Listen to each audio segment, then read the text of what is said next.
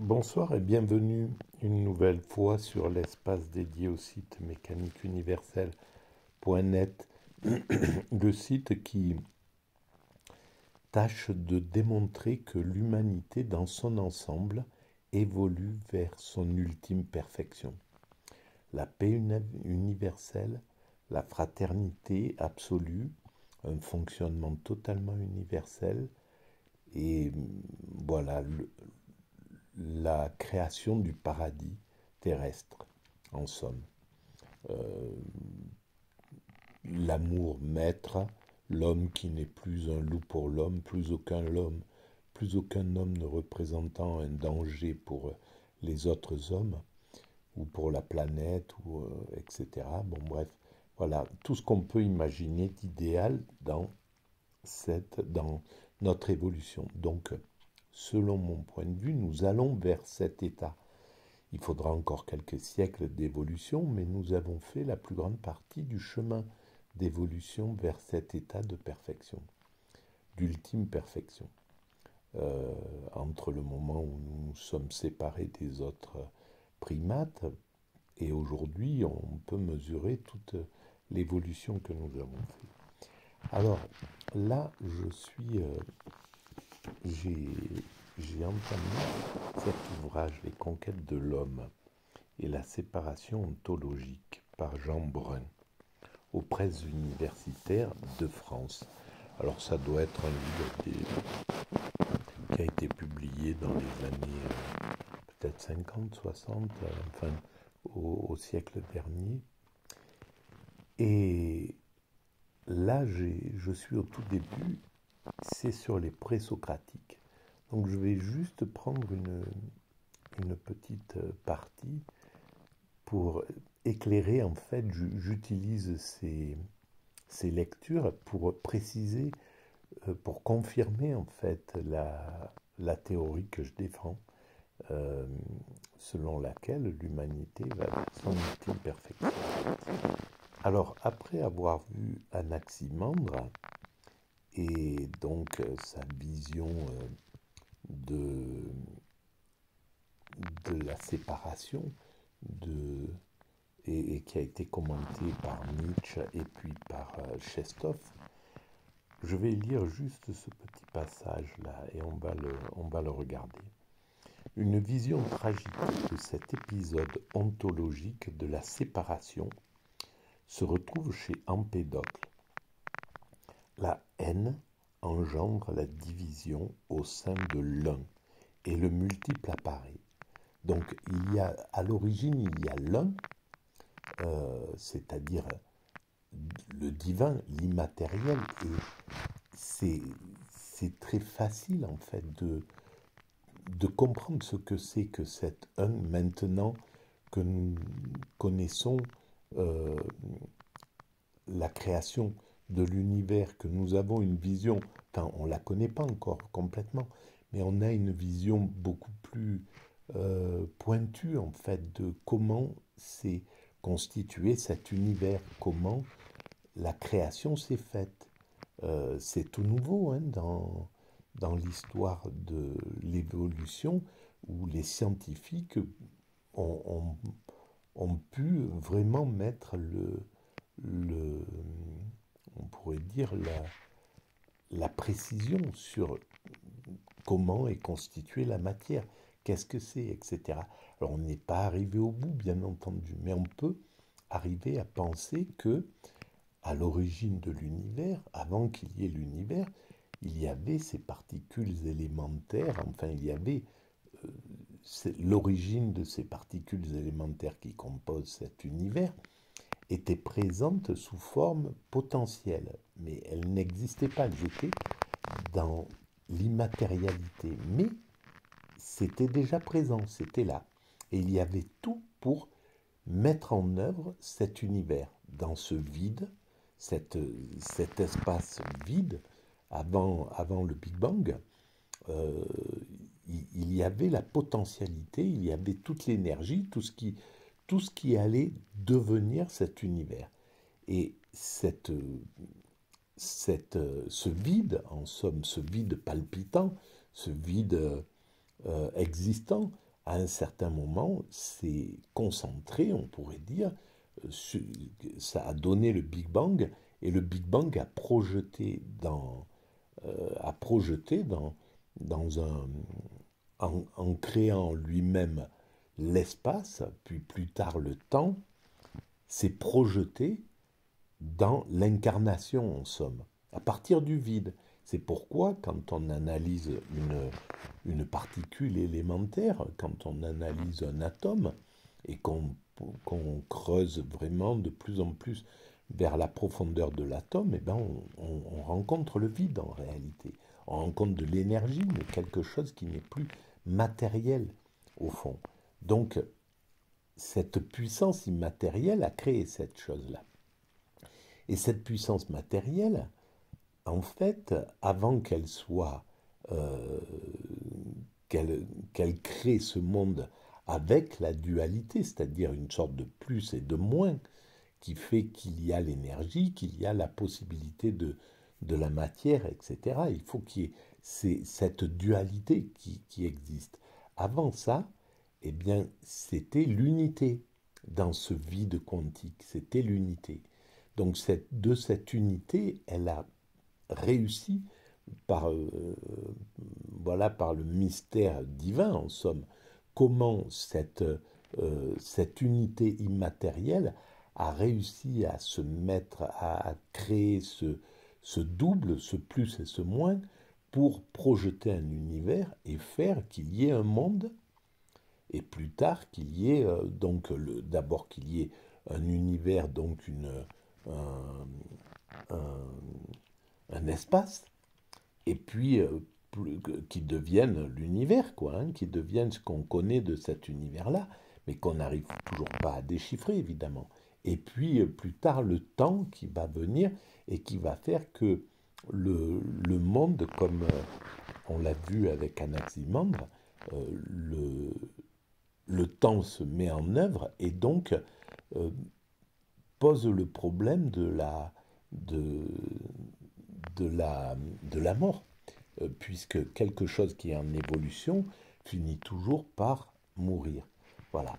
À l'origine, le un, l'unité, ce qui était l'unité, et c'est là où tous les grands philosophes ont pensé à cet un, Plotin et puis d'autres, voilà, de l'unité de la chose. C'est tout être humain qui se pose la question de pourquoi il y a quelque chose plutôt que rien, pourquoi il y a cet univers, eh ben, et trouve beaucoup plus logique de penser qu'à un certain moment, il y a l'un, il y a une unité, il y a donc le divin. Et le divin s'impose en fait, comme quelque chose de beaucoup plus rationnel que l'idée de penser que c'est né de rien du tout, qu'il n'y a pas qu'il n'y a pas de ce un fameux, ou de ce Dieu, ou quoi que ce soit. Voilà, donc je continue.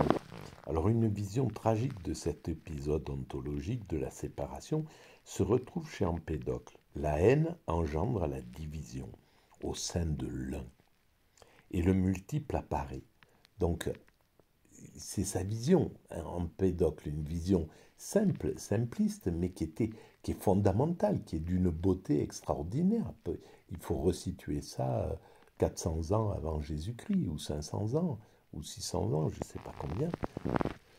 Et donc, c'est tout simplement merveilleux d'avoir essayé d'expliquer, et avec une logique extraordinaire qu'on peut complètement comprendre et intégrer aujourd'hui en réalité.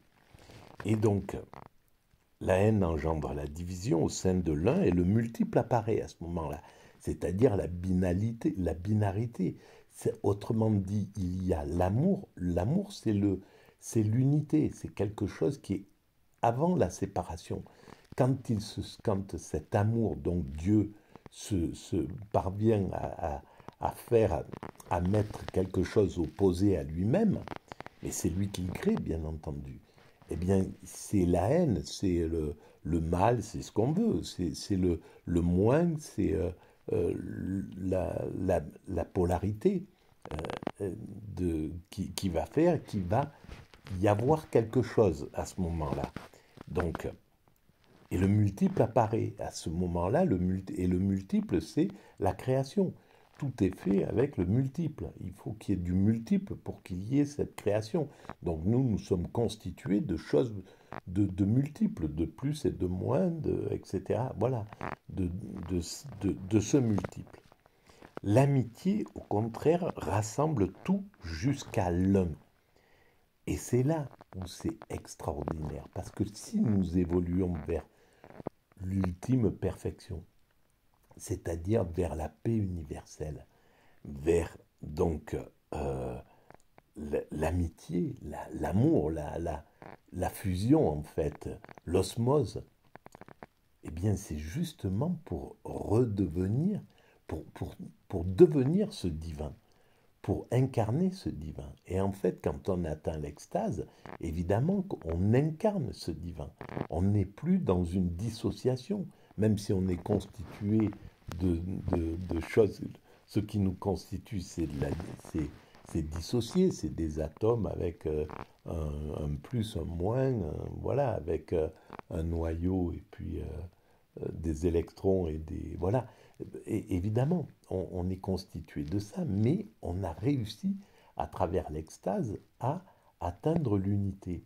Et l'unité, c'est l'incarnation de ce qui a mis en œuvre cet univers. C'est la façon incarnée de ce divin, en somme. Et pourquoi l'humanité va vers cette chose-là, ça c'est encore mystérieux. Mais nos descendants, quand ils auront atteint cet état-là, auront compris ce que ça veut dire. Pourquoi l'humanité évolue vers cette ultime perfection. Quel est le sens de ça?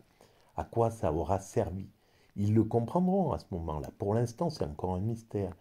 Mais ça ouvrira peut-être des portes particulières. Ça ouvrira des clés, je ne sais pas exactement.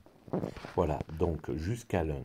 L'amitié, au contraire, rassemble tout jusqu'à l'un. C'est ce vers quoi nous allons. Ils prédominent à tour de rôle au cours d'un cycle et disparaissent les uns dans les autres. Donc c'est un principe cyclique pour lui. On va, donc si on atteint l'extase par exemple, si on atteint cette unité, ben on repart, il y a un cycle qui reviendrait. Ça c'est ce qu'explique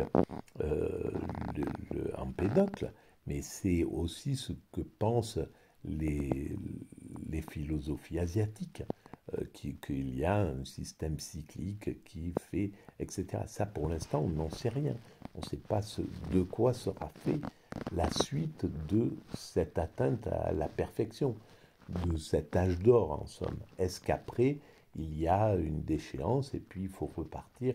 Enfin, je ne sais pas. Tout est possible derrière cette chose-là. Mais ça, seuls nos descendants le sauront. Nos descendants, nos enfants, en somme, le sauront.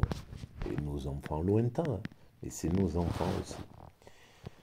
Voilà. Et ensuite, les uns dans les autres, les rythmes cycliques de dissolution et de résolution permettent donc de parler de naissance et de devenir. Mais dans la mesure où cet échange éternel ne prend jamais fin, il est possible de parler d'une permanence. Voilà, alors, il y a une permanence, alors, mais c'est très difficile à penser, quelque chose qui ne finit jamais, en somme. C'est pour l'instant, nous avons du mal à penser ça, et c'est pas pour rien que c'est très douloureux de penser que ça ne s'arrête jamais, quoi. Notre cerveau n'est pas organisé pour prendre du plaisir à cette idée-là.